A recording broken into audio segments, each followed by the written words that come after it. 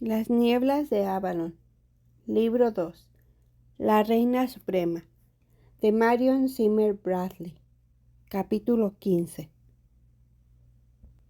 Ginebra nunca había querido verse mezclada con la visión.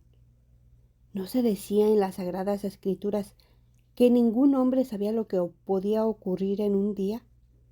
Apenas había pensado en Morgana durante el último año, no desde que trasladaron la corte a Camelot. Pero aquella mañana se había despertado recordando un sueño en el que Morgana había tenido un importante papel. Un sueño en el cual ella le había cogido la mano, conduciéndola a los fuegos de Beltane y conminándola a que yaciera ahí con Lancelot. Cuando estuvo totalmente despierta, llegó a reírse del desatinado sueño. Seguramente los sueños eran enviados por el maligno, pues en todos los suyos, en los que se daban los inicuos consejos que ninguna esposa cristiana podía prestarles atención, era Morgana frecuentemente quien ponía la voz. Bueno, se ha ido de esta corte. No necesito volver a pensar en ella jamás. No le deseo ningún mal. Deseo que pueda arrepentirse de sus pecados y encuentre la paz en un convento, aunque en uno que esté muy lejos de aquí. Ahora que Arturo había abandonado su pagano proceder, Ginebra estimaba que incluso podía llegar a ser feliz si no fuera por aquellos sueños en los cuales Morgana la conducía a actos vergonzosos. Y ahora el sueño la asaltó mientras se encontraba afanada en el paño del altar que estaba haciendo para la iglesia.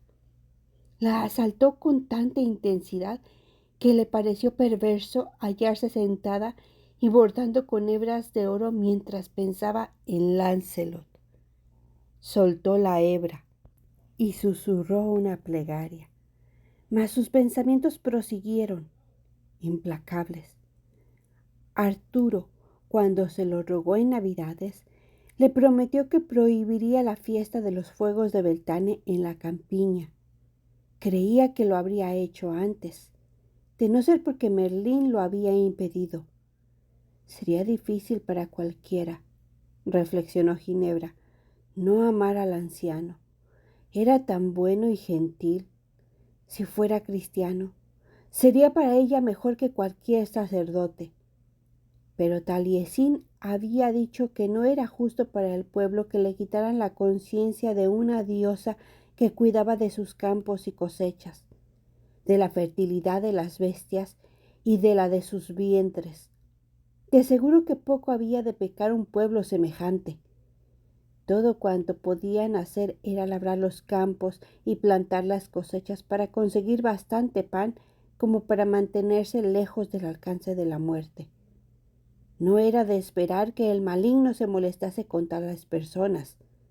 Mas Ginebra dijo: «Supongo que creéis que no cometen pecado alguno cuando van a los fuegos de Beltane y ejecutan ritos lujuriosos y paganos, y yacen con otros que no son sus cónyuges. Dios sabe que hay poco gozo en sus vidas», respondió Taliesin tranquilamente. «No puedo creer muy errado el que 4 veces en todo el año, con el cambio de las estaciones, se regocijen y hagan cuanto pueda procurarles placer. No podría encontrar muchas razones para prohibir tales cosas y denominarlas perversas. Tú las consideras perversas, mi reina». Y ella dijo que cualquier mujer cristiana debía considerarlas así.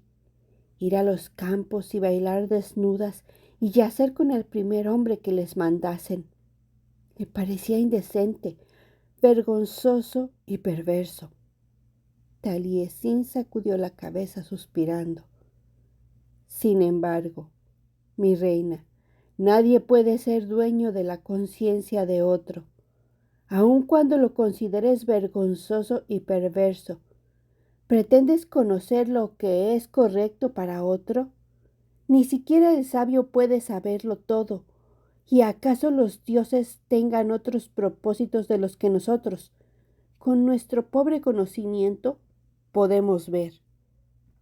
Si supiera distinguir lo correcto de lo errado, como trato de hacer, como los sacerdotes nos han enseñado, y como Dios nos lo ha enseñado en las sagradas escrituras, entonces, ¿no temería el castigo de Dios si no elaborara leyes que apartaran a mi pueblo del pecado? Inquirió Ginebra. Dios me responsabilizaría, creo, si permitiera que el mal tuviese lugar en mi reino. Y de ser el rey, ya lo habría impedido. Entonces, señora, únicamente puede decir que esta tierra es afortunada de que no seas el rey. Un rey ha de proteger a su pueblo de los extraños, de los invasores, y conducirlo en su propia defensa. Un rey debe ser el primero en interponerse entre la tierra y todo el peligro, al igual que un granjero se yergue para defender los campos de cualquier ladrón. Pero no es su deber dictarles lo que tienen que desear en lo más profundo de sus corazones. Pero ella argumentó con vehemencia. El rey es el protector del pueblo. ¿Y de qué serviría proteger sus cuerpos si deja que sus almas caigan en malignos procederes? Mirad, Lord Merlín, soy una reina y muchas madres de esta tierra envían a sus hijas para que me visiten y sean instruidas en las maneras cortesanas. ¿Comprendéis? ¿Qué clase de reina sería yo de permitir que la hija de otra mujer se comportase indecentemente y quedase encinta o, como hace la reina Morgause, según he oído, deje que las doncellas fuesen al lecho del rey, si él quisiera regalarse a ellas? Es diferente el que se te confíen doncellas que son demasiado jóvenes para saber cuál es su libre albedrío y te comportes con ellas como una madre y las eduques en lo correcto, dijo Taliesin. Pero el rey gobierna a hombres adultos. Dios no ha afirmado que haya una ley para la corte y otra para el campesinado. Desea que todos los hombres observen sus mandatos y supongamos que las leyes no estuviesen ahí. ¿Qué creéis que sucedería si mis damas y yo saliésemos a los campos y nos comportásemos de modo tan indecoroso? ¿Cómo puede permitirse que semejantes cosas ocurran ante el sonido de las campanas de la iglesia? Taliesin sonrió. No creo. Aunque no hubiera ninguna ley que se opusiera a ello, que sea probable que fueras a los campos de Beltane, señora mía. He reparado en que en absoluto te gusta salir al exterior, dijo. Habiendo recibido las buenas enseñanzas cristianas y el consejo sacerdotal, decido no salir, repuso ella secamente. Pero, Ginebra, dijo él con gran gentileza, mirándola con sus descoloridos ojos azules desde la trama de arrugas y manchas que era su cara. Piensa en esto. Supongamos que se hiciera una ley en contra y tu conciencia te dictara que es correcto hacerlo, que es correcto entregarte a la diosa en reconocimiento de que ella está por encima de todos nosotros, cuerpos y almas. Si la diosa designara que debes hacerlo, entonces, querida señora, ¿permitirías la aprobación de una ley que prohíbe los fuegos de Beltane y te impide participar en ellos? Reflexiona, señora mía. No hace más de 200 años. ¿No te ha contado esto el obispo Patricius? Estaba estrictamente contra la ley, aquí en el país estival, que se rindiera culto a Cristo, pues así les usurparían a los dioses de Roma el derecho de cumplir con su justo y recto deber. Y hubo cristianos que murieron antes de acatar cosa tan nimia como arrojar una pizca de incienso ante sus ídolos. Sí, veo que has oído la historia. ¿Consentirías que tu Dios fuera un gran tirano como cualquiera de los emperadores romanos? Pero Dios es verdadero, y ellos no son más que ídolos hechos por los hombres, repuso Ginebra.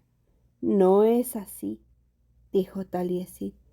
Me está estrictamente prohibido, como druida, poder tener representación alguna de un Dios, porque me han enseñado a lo largo de muchas vidas que no necesito ninguna. Puedo pensar en mi Dios y Él está conmigo. Sin embargo, a quienes solo nacen una vez no les es posible y por ello necesitan a la diosa reflejada en piedras redondas y estanques. Como tus gentes sencillas necesitan la imagen de la Virgen María y la cruz para que un caballero la porte en la batalla, y así los hombres puedan saber que son caballeros cristianos. Ginebra entendía que había un fallo en ese argumento, pero no podía discutirlo con Merlín, y en cualquier caso, él era tan solo un viejo y un pagano. Cuando le haya dado un hijo a Arturo, que una vez me dijo que entonces podría pedirle cualquier cosa que estuviese en su mano otorgarme, le pediré que prohíba los fuegos de Beltane y los de las cosechas. Ginebra recordó esta conversación, meses después, en la mañana de su sueño. Sin duda Morgana le habría aconsejado que fuese a los fuegos con Lancelot. Arturo había afirmado que no le haría ninguna pregunta si concebía un hijo. Casi le había dado licencia para tomar a Lancelot como amante. Sintió el rostro encendido al inclinarse sobre el bordado. No era digna de tocar el tejido. Apartó de sí el paño del altar, envolviéndolo en una pieza de tela más vasta. Seguiría trabajando en él cuando estuviera más tranquila. Los desiguales pasos de Kai resonaron en la puerta. Mi señora, dijo, el rey me envía para preguntarte si puedes bajar al campo de armas. Hay algo que quiere enseñarte. Ginebra hizo un gesto de asentimiento a sus damas. Eley, Meleas, venid conmigo, indicó. Las demás podéis venir o quedaros, como prefiráis. Una de las mujeres, que era mayor y algo corta de vista, decidió quedarse y seguir hilando. Las otras, anhelando la oportunidad de salir a la luz del día, se arracimaron tras Ginebra.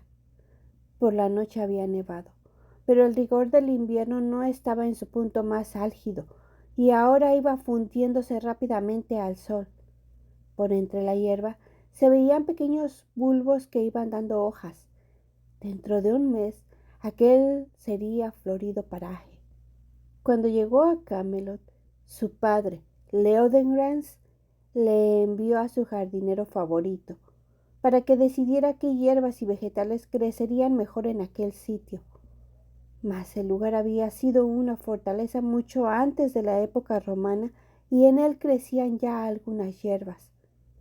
Ginebra las hizo trasplantar todas al jardín de la cocina, y cuando encontraron una zona en la que las flores estaban creciendo sin cultivo, Ginebra le rogó a Arturo que se le dejara para reemplazar sus prados, y él había construido el campo de armas en un lugar apartado.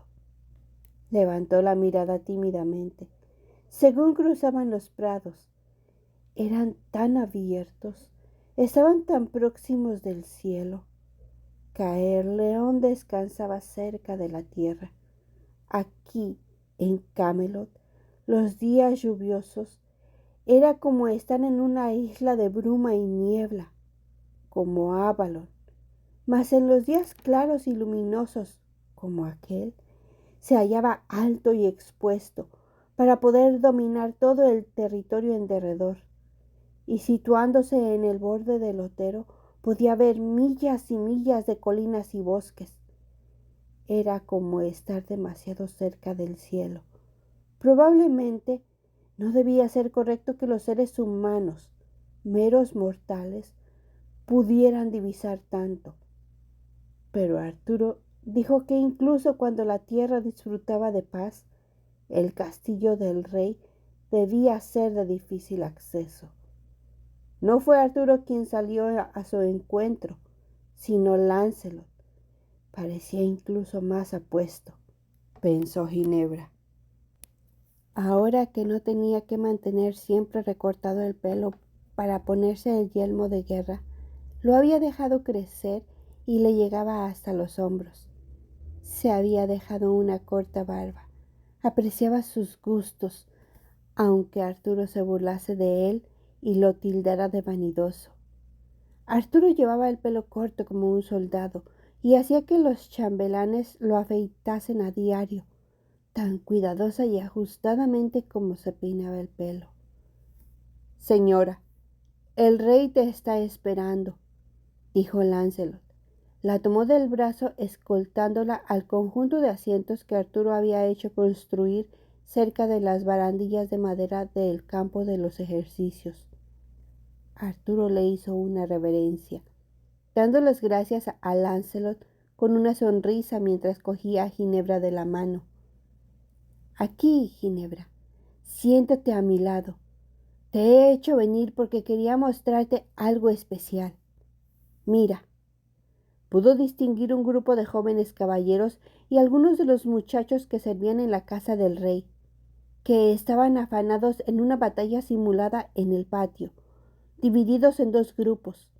Luchaban con palos de madera y grandes escudos. Mira, indicó Arturo, ese alto que lleva una raída camisa color azafrán, ¿no te recuerda a nadie? Ginebra miró al muchacho, siguiendo su diestro manejo de la espada y el escudo. Dominaba a los demás, atacaba como una furia, mostrando su superioridad sobre ellos. Propinó a un muchacho un golpe fuerte en la cabeza que le hizo perder el sentido y logró que otro rodara a consecuencia de un violento golpe sobre su escudo. Era casi un niño. Su rosado rostro mostraba la pelusa de una incipiente barba que le hacía parecer un querubín, pero tenía casi 6 pies de altura y era corpulento y como un buey. Pelea como un demonio, dijo Ginebra. ¿Quién es? Me parece haberle visto por la corte. Es aquel mozalbete que vino a la corte y no quiso dar su nombre, indicó Lancelot, que estaba junto a ellos. Así pues, se lo dejaste a Kai para que ayudase en las cocinas. Es ese a quien llamaron apuesto, por la fineza y blancura de sus manos. Kai hizo toda clase de rudas bromas sobre ellas. Nuestro Kai tiene una viperina lengua. Pero el muchacho nunca le respondió, dijo Owain ásperamente desde el otro lado de Arturo. Pudo haber destrozado a Kai con las manos, e incluso los demás muchachos le impulsaban a hacerlo. En una ocasión, Kai hizo una especie de estúpida broma acerca de sus ascendientes, afirmando que debía ser un plebeyo hijo de sirvientes, ya que se adaptaba con tanta naturalidad a tales cosas. Y apuesto únicamente le miró desde arriba, alegando que no estaría bien golpear a un hombre que había quedado tullido en servicio de su rey. Lancelot dijo con ironía: eso debió ser peor para Kai que perder el sentido de un golpe, creo. Kai solo se considera apto para dar vueltas al asador y disponer los platos. Algún día, Arturo, debes encontrar una misión para él, aunque solo sea buscar el rastro del dragón del viejo Pellinore. Elaine y Meleas reían cubriéndose la boca con las manos. Bien, lo haré, anunció Arturo. Kai es demasiado bueno y leal para que se le agrie el carácter de este modo.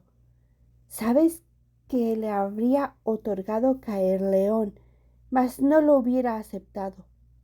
Dice que su padre le conminó a servirme con sus propias manos de por vida y se vino a Camelot para custodiar mi casa. Pero este muchacho, ¿apuesto le has llamado, Lance?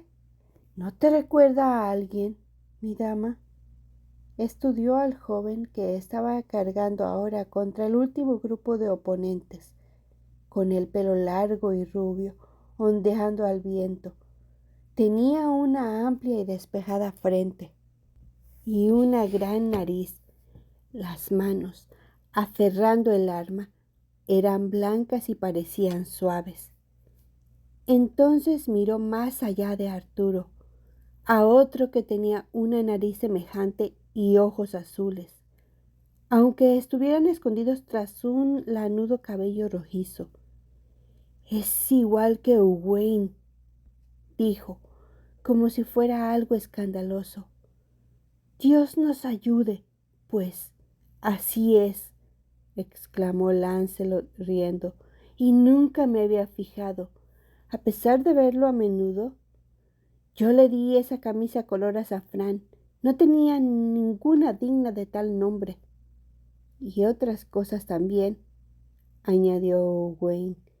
«Cuando le pregunté si contaba con todo cuanto era apropiado a su situación, me habló de tus regalos. Ha sido muy noble por tu parte ayudar al muchacho, Lance». Arturo se volvió preguntando perplejo. «¿Lo has engendrado tú, Owain? No sabía que tuvieras un hijo». «No, mi rey, es mi hermano menor, Gareth, pero no me permitía que lo dijera». «Y nunca me lo has dicho, primo», replicó Arturo a modo de reproche. «¿Tienes secretos con tu rey?» «No es eso», protestó Owain incómodo, y su cara grande y angulosa se ruborizó, de forma que el pelo y las rubicundas mejillas parecían ser de un mismo color. A Ginebra le pareció extraño que un hombre tan grande y tan tosco se sonrojase como un niño. «De ninguna manera, mi rey. El muchacho me rogó que no dijera nada. Afirma que tú me has favorecido porque era tu primo y deudo. Pero si él gana el favor de la corte y del gran Lancelot», así se expresó, «Lance, el gran Lancelot, querría que fuese por méritos propios, no por su nombre y su nacimiento». «Eso es estúpido», repuso Ginebra, mas Lancelot sonrió. «No, es honorable. A menudo desearía haber tenido coraje para hacer lo mismo, en vez de dejar que me toleraran, porque, después de todo, soy uno de los bastardos de Van, y no tenía que hacer méritos para ganarme nada. Es por eso que siempre me esforcé tan enconadamente por ser valeroso en la batalla, para que nadie pudiera decir que no me había merecido mis privilegios». Arturo posó amablemente la mano sobre la muñeca de Lancelot. «Nunca has de temer eso, amigo mío», aseguró. «Todos los hombres saben que eres el mejor de mis guerreros y próximo al trono. Pero, Owain», se giró hacia el hombre de pelizo rojo, «no te he favorecido porque fueras mi deudo y mi heredero, sino únicamente porque has sido leal y valiente, y me has salvado la vida más de una docena de veces. Algunos me dijeron que mi heredero no debía guardarme la espalda, porque, de cumplir bien con su deber, nunca llegaría al trono. Pero muchos días he tenido ocasión de estar contento por tener a un deudo tan leal a mis espaldas». Le puso el brazo a Owain sobre los hombros. «Así pues, es tu hermano, y yo no lo sabía». «Tampoco yo lo sabía cuando llegó a la corte», repuso Owain. «Cuando le vi por última vez era un chiquillo no más alto que la empuñadura de mi espada. Y ahora, bueno, ya ves», señaló. «Pero en una ocasión Lo encontré en las cocinas y pensé que tal vez fuera algún bastardo de mi familia. Dios sabe que Lot tiene bastantes. Lo reconocí, y entonces fue cuando Gareth me rogó que no revelara quién era, para poder ganar la fama por sí mismo. Bien, un año bajo las duras enseñanzas de Kai harían un hombre del niño mimado que cualquier mujer, dijo Lancelot, y se ha conducido de forma bastante viril. Dios lo sabe. Me sorprende de que no lo reconocieras, Lancelot. Estuvo a punto de matarte en las nupcias de Arturo, comentó Owain amigablemente. ¿O no te acuerdas de que se lo entregaste a nuestra madre y le sugiriste que le diera un buen azote para que no se metiera bajo las patas de los caballos? Y poco después, poco me faltó para partirme la cabeza. Sí, ahora recuerdo, dijo Lancelot riendo. Así que es el mismo tunante, pues ha sobrepujado en mucho a los demás chicos. Debería practicar el uso de las armas con los hombres y los guerreros. Parece que va a ser uno de los mejores. ¿Me das licencia, mi señor? Haz lo que quieras, amigo mío. Lancelot desvainó la espada. Guárdamela, señora, y se la entregó a Ginebra. Saltó la valla, cogió uno de los palos de madera dedicados a las prácticas de los muchachos y corrió hacia el joven alto de pelo rojizo. Eres demasiado grande para estos chicos, bribón. Ven y trata de enfrentarte a alguien de tu estatura. Ginebra pensó con repentino temor. ¿Alguien de tu estatura? Lancelot no era un hombre muy alto, no mucho más que ella misma, y el joven apuesto le sacaba casi la cabeza. Durante un momento, teniendo enfrente al capitán de la caballería del rey, titubeó, mas Arturo le alentó con un gesto y la cara del muchacho se iluminó de alegría. Cargó contra Lancelot, levantó su ficticia arma para asestar un golpe y quedó perplejo cuando el brazo descendió y no encontró a Lancelot debajo. Este le había esquivado y rodeando le dio en el hombro. Refrenó el arma mientras caía para que solo tocase al muchacho, pero le rasgó la camisa. Gareth se recobró rápidamente. Paró el siguiente golpe de Lancelot antes de que le alcanzara su destino, y por un instante el pie de Lancelot resbaló sobre la húmeda hierba y pareció que iba a caerse, quedando de rodillas ante el chico. Apuesto, retrocedió. Lancelot se puso en pie, gritando: ¡Idiota! Imagínate que yo hubiera sido un gran guerrero sajón. Y le asestó un fuerte golpe en la espalda con la parte plana de la espada que le tiró el arma al suelo, e hizo que él atravesara el patio dando tumbos para derrumbarse finalmente. Lancelot se apresuró a inclinarse sobre él, sonriendo. No quería hacerte daño, muchacho, pero debes aprender a guardarte mejor. Extendió el brazo. Aquí, apóyate en mí. Ha sido un honor para mí, señor, dijo el joven, mientras se ruborizaba su lozano semblante, y ciertamente me ha hecho un gran bien sentir vuestra fuerza. Lancelot le dio unas palmaditas en el hombro. Ojalá siempre luchemos codo a codo, y no como enemigos, repuso, y retornó junto al rey. El chico recogió la espada, volviéndose con sus compañeros de juegos. Estos se arrecimaron en torno a él y se burlaron. Apuesto. Poco te ha faltado para abatir al capitán de la caballería del rey en una pelea. Arturo sonrió cuando Lancelot saltó la valla. Ha sido muy cortés, Lance. Sería un agraciado caballero como su hermano, añadió, señalando a Owain. Deudo, no le digas que sé quién es. Los motivos que le llevaron a ocultar su nombre fueron honorables. Pero dile que lo he visto y que le haré caballero en Pentecostés, cuando todos los peticionarios puedan presentarse ante mí. Si viene y me pide una espada que cuadre con su posición.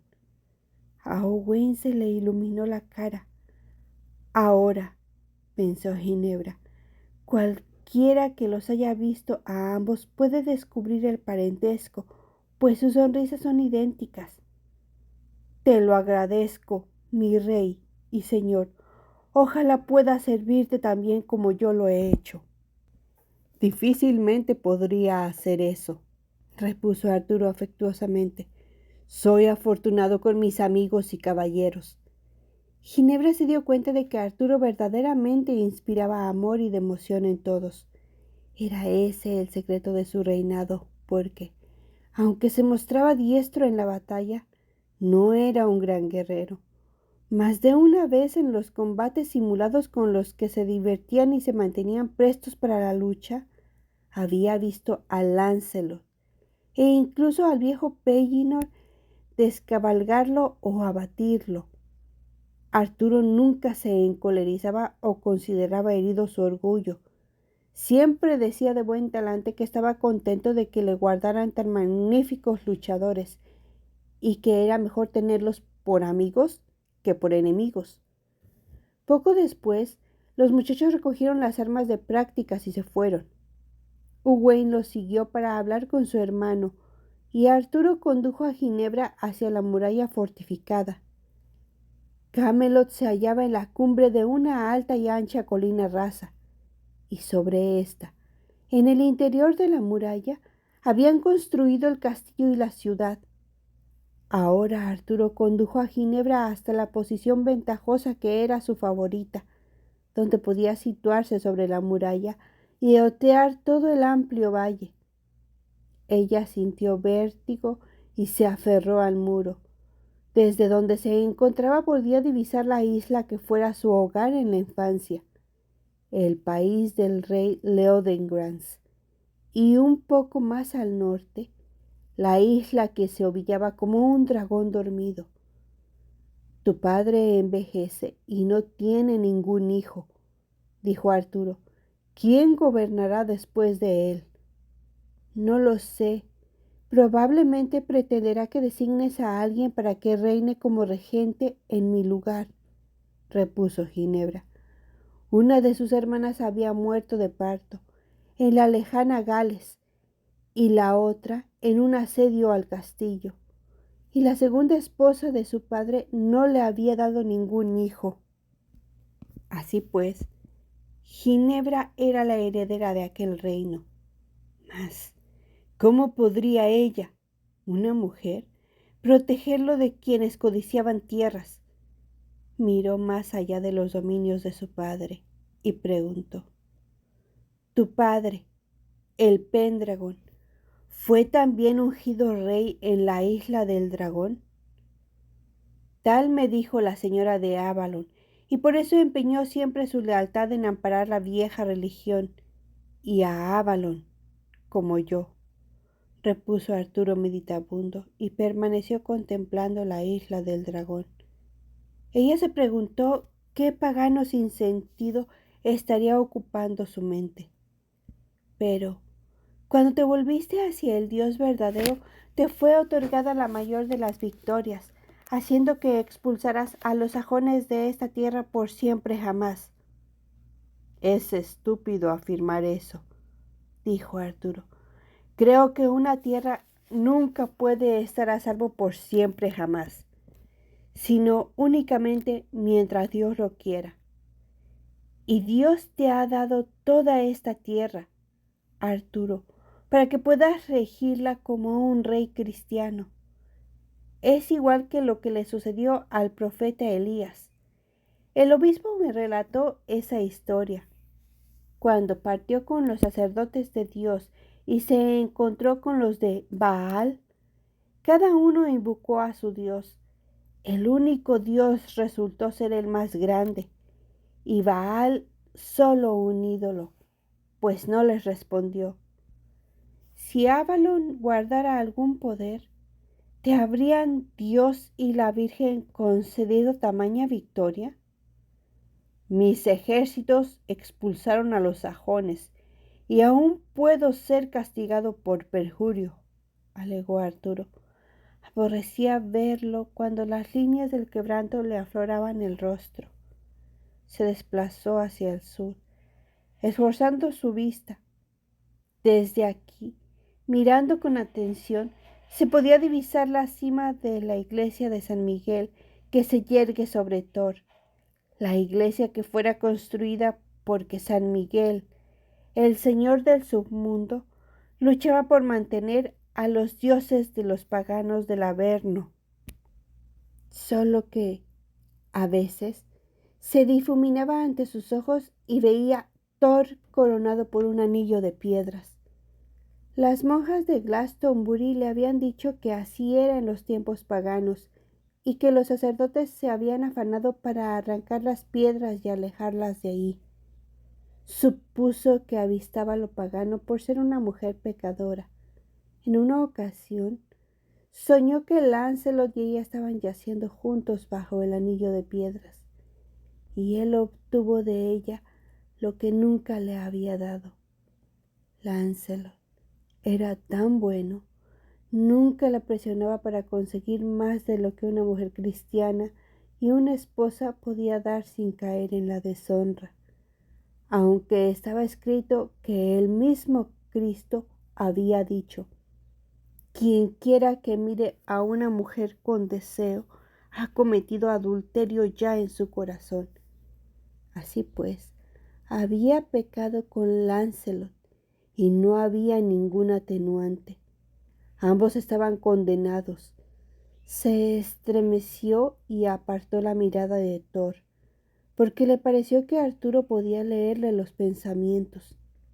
Había pronunciado el nombre de Lancelot. ¿No lo crees así, Ginebra? Lancelot hace ya demasiado tiempo que debía estar desposado. Ella se esforzó para que su voz sonara sosegada. El día que te pida una esposa, mi rey y señor, se la concederás.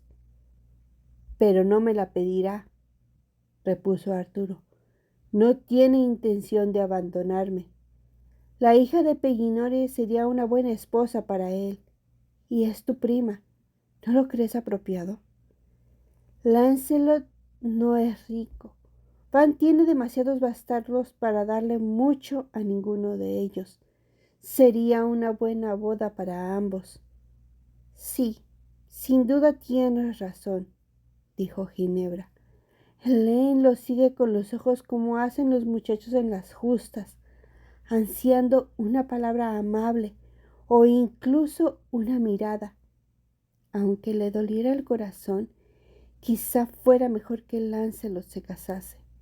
Era demasiado bueno para estar atado a una mujer que tampoco podía darle, y entonces llegaría a enmendar su pecado con la firme promesa de no pecar más, lo cual no lograba cuando Lancelot estaba cerca.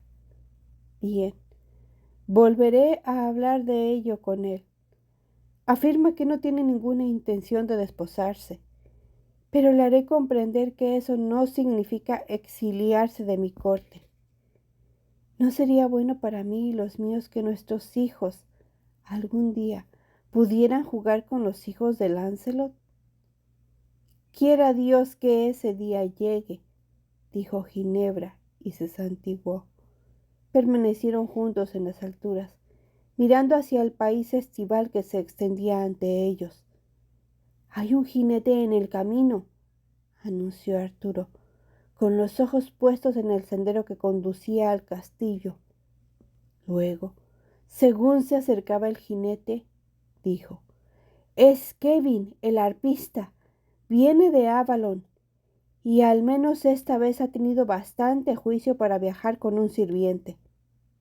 No es ningún sirviente, repuso Ginebra, con su penetrante mirada posándose en la esbelta silueta que iba tras Kevin en la montura. Es una mujer. Estoy escandalizada. Pensaba que los druidas eran como los sacerdotes y se mantenían apartados de las mujeres. Algunos lo hacen, querida. Pero he oído decir a Taliesin que todos aquellos que no pertenecen al rango superior pueden desposarse. Y frecuentemente lo hacen, indicó. Tal vez Kevin ha tomado esposa, o tal vez solo ha viajado con alguien que venía en esta dirección. Manda a alguna de las mujeres para que informen a Taliesin de que está aquí, y otra a las cocinas. Si vamos a tener música esta noche, es conveniente hacer algo semejante a un festín para celebrarlo. Encaminemos por aquí y démosle la bienvenida. Un arpista de la habilidad de Kevin merece ser saludado por el rey mismo. Cuando llegaron, los grandes portalones ya estaban abiertos y Kay se había adelantado para dar la bienvenida a Camelot al magnífico arpista. Kevin se inclinó ante el rey, pero la mirada de Ginebra se dirigía hacia la esbelta y mal vestida silueta que estaba tras de él. Morgana se inclinó. «He vuelto a tu corte, hermano mío», dijo. Arturo fue a abrazarla. «Bienvenida, hermana mía. Hace mucho tiempo que estás ausente», dijo con la mejilla aún junto a la de ella. «Y ahora que nuestra madre nos ha dejado, nosotros debemos estar juntos. No vuelvas a alejarte de mí, hermana». «No tengo propósito de hacerlo», repuso ella.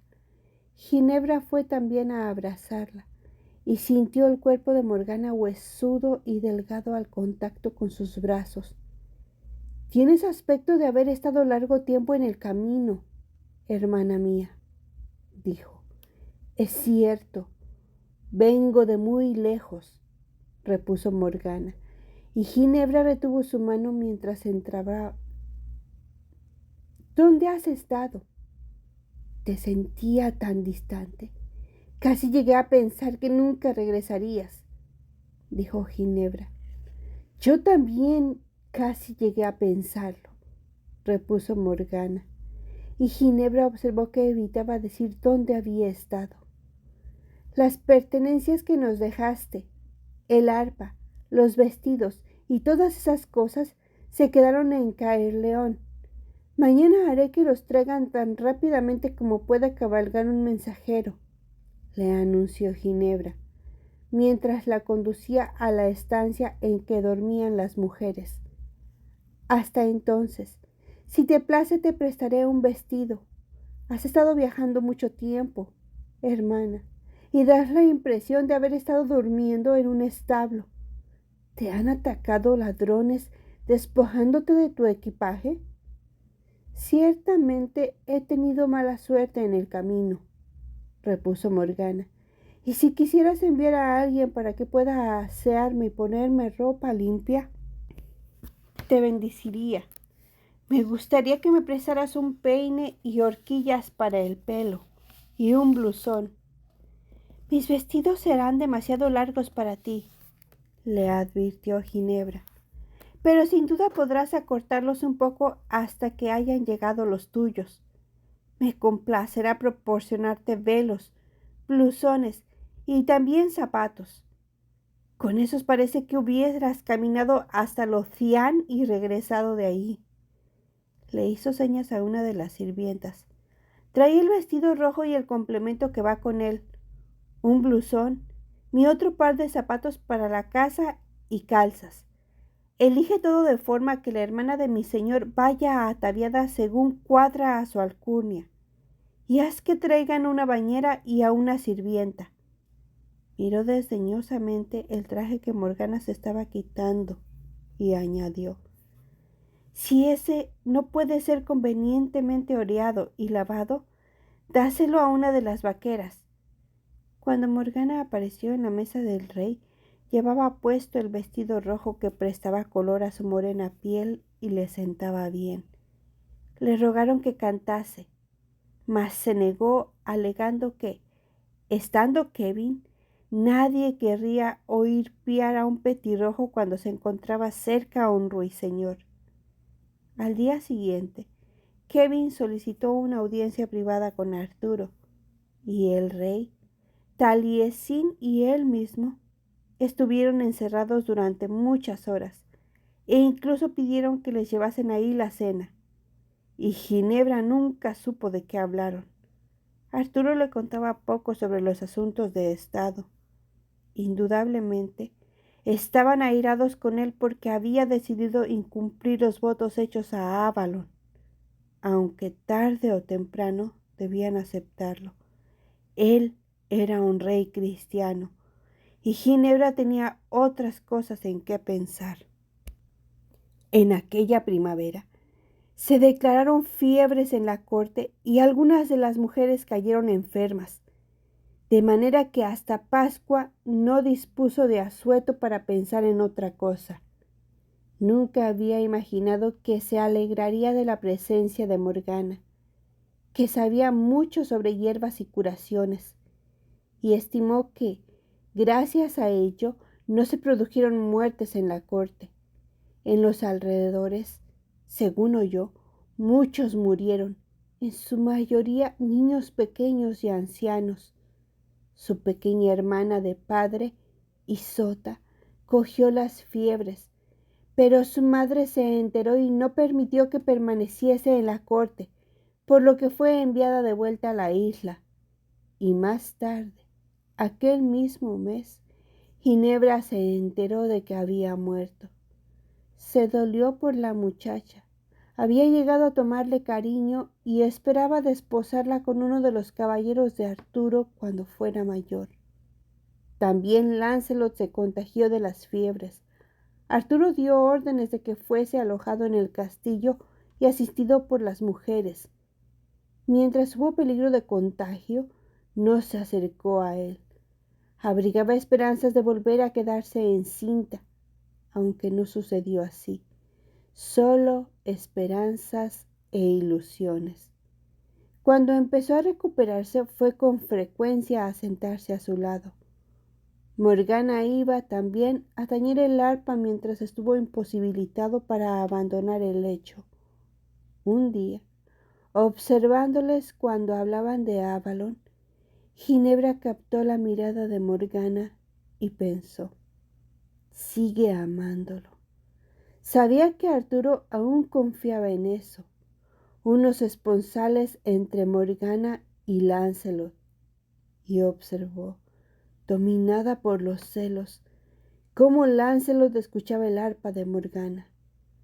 Su voz es dulce, no es hermosa, mas es sabia y culta. Las mujeres hermosas abundan. Elaine es bella, y Meleas, y la hija del rey Roins, e incluso Morgause es hermosa. Pero, ¿por qué habría de importarle eso a Lancelot? Y reparó en la delicadeza de las manos de Morgana cuando las levantó para darle las medicinas de hierbas y las bebidas refrescantes. Ella, Ginebra, no era en absoluto importante para el enfermo. No tenía habilidades.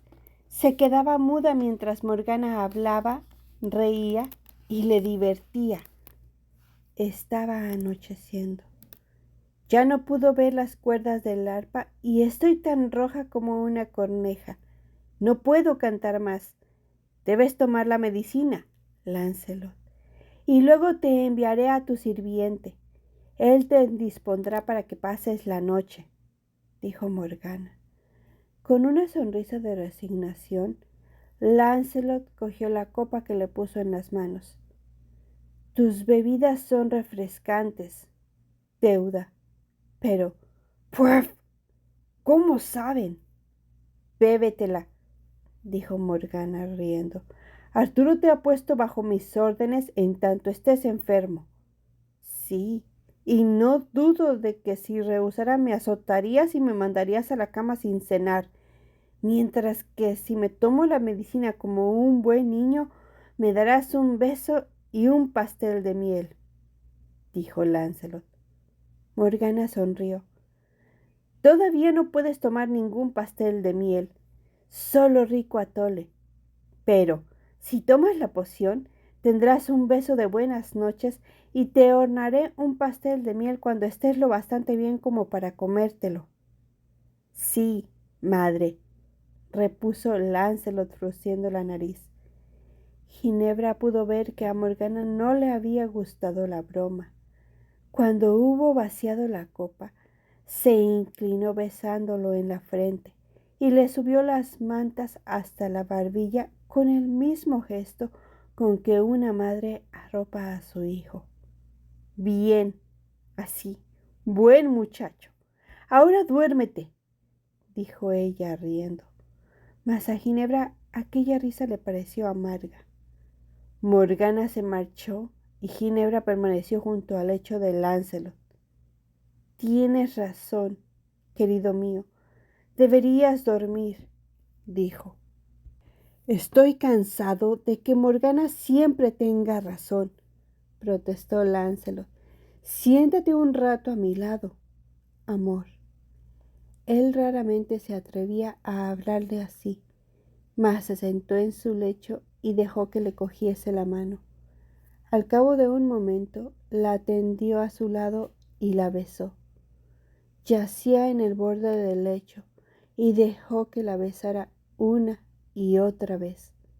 Empero, pasado cierto tiempo, él suspiró, fatigado, y no protestó cuando se apartó de su lado. Mi dulce amor, esto no puede seguir así. Debes darme licencia para marcharme de la corte. ¿Qué? ¿Para perseguir al dragón favorito de Pellinore? ¿Y qué haría Pellinore en los días de fiesta entonces? Es su ocupación preferida, dijo Ginebra, bromeando, aunque experimentó dolor en el corazón. Él le cogió ambas manos atrayéndola hacia sí. No, no hagas de esto una chanza. Tú lo sabes y yo lo sé, y que Dios nos ayude a ambos. Creo que incluso Arturo sabe que no he amado a ninguna mujer más que a ti, y que no lo haré jamás.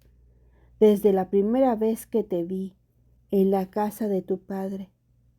Y si he de seguir siendo un hombre leal a mi rey y amigo, debo marcharme de esta corte y no volver a poner los ojos en ti nunca. No te retendré si estimas que debes irte, dijo Ginebra. Como lo hice antes, repuso él con vehemencia. Cada vez que me dirija a la guerra, una parte de mí anhelaba caer en las manos de los sajones y no regresar más con mi desesperado amor. Que Dios me perdone. En ocasiones he odiado al rey, a quien he jurado amar y servir, y luego he pensado que ninguna mujer debería romper la amistad que había entre nosotros y juré que no volvería a pensar en ti, salvo como en la esposa del rey. Mas ahora ya no hay guerras y he de permanecer aquí día tras día, viéndote a su lado en el trono e imaginándote en su lecho como una esposa feliz y satisfecha. ¿Por qué crees que soy más feliz que tú?, inquirió ella con trémula voz. Al menos tú puedes elegir entre quedarte o irte.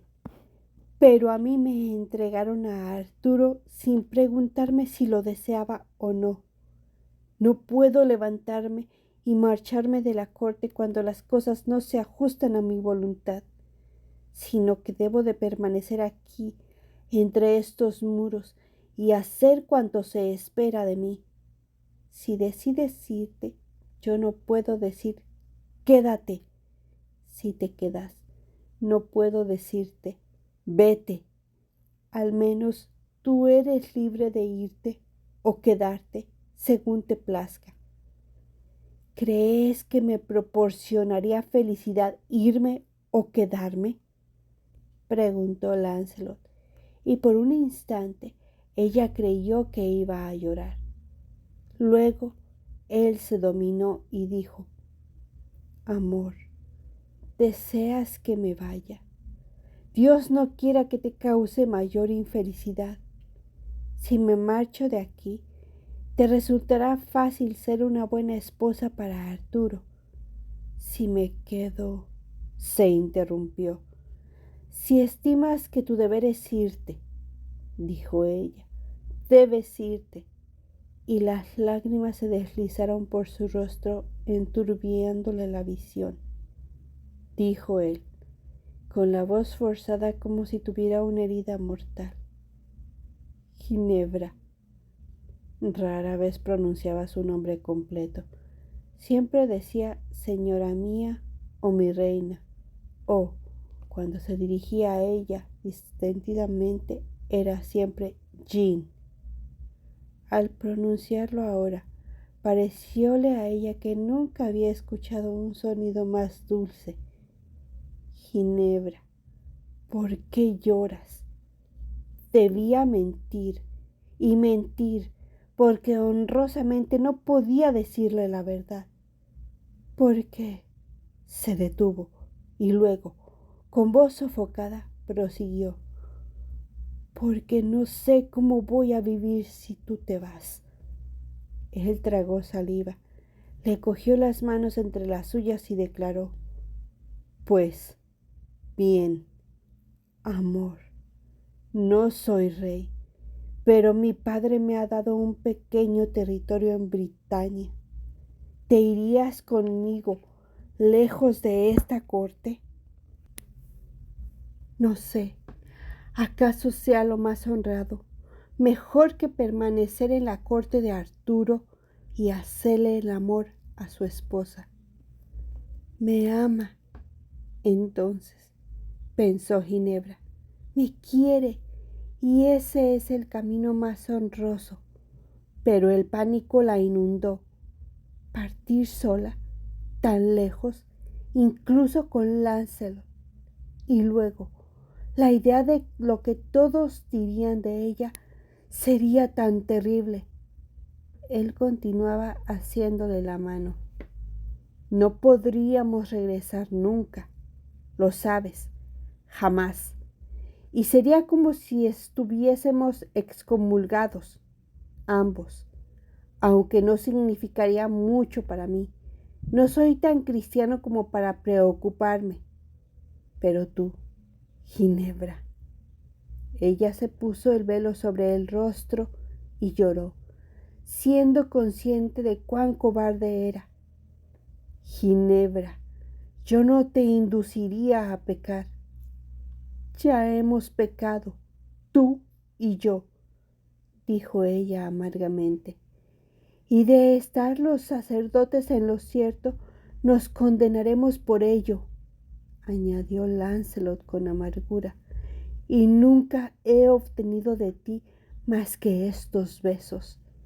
Hemos tenido todo el mal y la culpa, y nada del placer que afirman proviene del pecado. No estoy seguro de que las cosas sean así.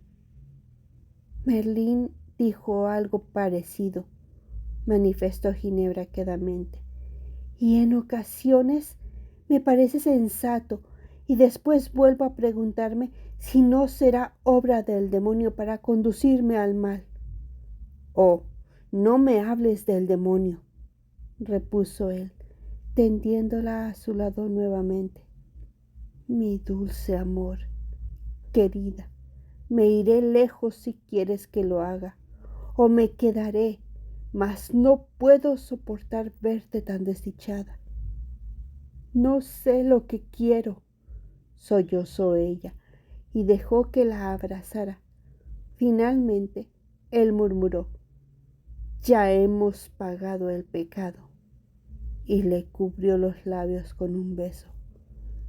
Temblando, Ginebra se rindió al beso. Casi esperaba que él esta vez no se contentara con aquello. Pero se produjo un ruido en el corredor y ella se incorporó, presa de repentino pánico. Se sentó en el borde del lecho, cuando el escudero de Lancelot entraba en la estancia.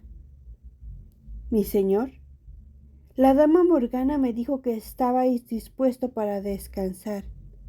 Con vuestra venia, mi señora. De nuevo Morgana. Maldita sea. Lancelot se echó a reír y soltó la mano de Ginebra. Sí, y creo que mi señora también está fatigada. ¿Me prometes venir a verme mañana, mi reina?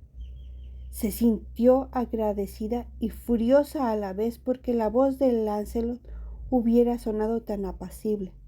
Se apartó de la luz que portaba el sirviente. Era consciente de que tenía el velo caído y el vestido arrugado, el rostro humedecido por las lágrimas y el pelo revuelto. ¿Qué aspecto tendría? ¿Qué pensaría el hombre que había estado haciendo? Se echó el velo sobre el rostro y se levantó. Buenas noches, Lord Lancelot. Kerval, cuida bien del apreciado amigo del rey. Y salió. Ansiaba desesperadamente cruzar el salón y llegar a su cámara antes de volver a sollozar. Oh, Dios, ¿cómo me atrevo a rogar a Dios que me permita pecar otra vez? Debería rezar para que me librara de la tentación y no puedo.